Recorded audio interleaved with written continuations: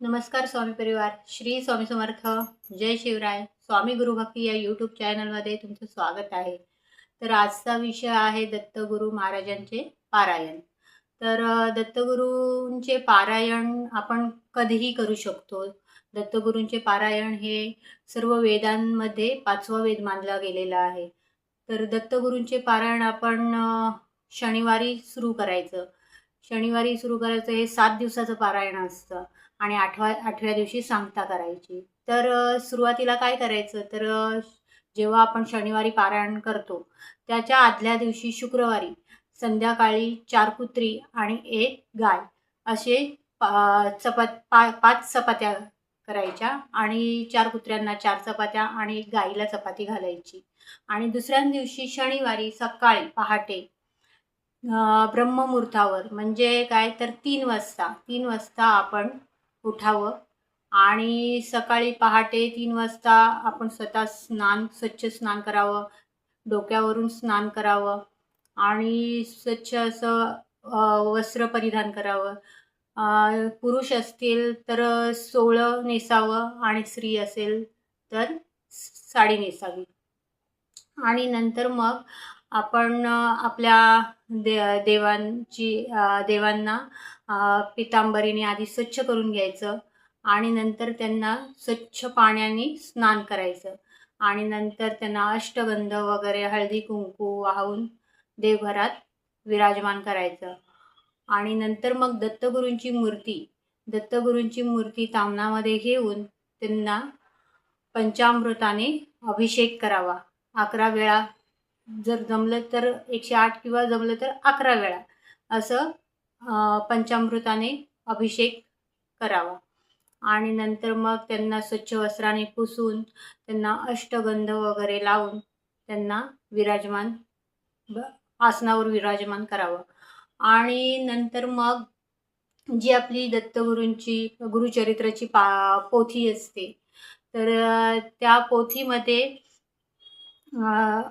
53 असे अध्याय आहेत. तर ते अध्याय आपण 53 अध्याय हे 7 दिवसाचं 53 अध्याय पूर्ण करायला लागतं आणि आठव्या दिवशी त्याची सांगता करावी. तर ते अध्याय वाचताना असे पहिल्यांदा छोटे छोटे अध्याय आहेत 2-3 दिवस आणि नंतर मोठे मोठे अध्याय आहेत. तर एकदा का आपण वाचनाला बसलो तर मग कुणाशी बोलायचं नसतं आणि मधून उठून जायचं नसतं. कितीही आपलं काम आलं तरी उठायचं नसतं. एकदा एक अध्याय पूर्ण झाल्याशिवाय आपण उठायचं नसतं आणि बोलायचं नसतं. तर हे पाळायला लागतं.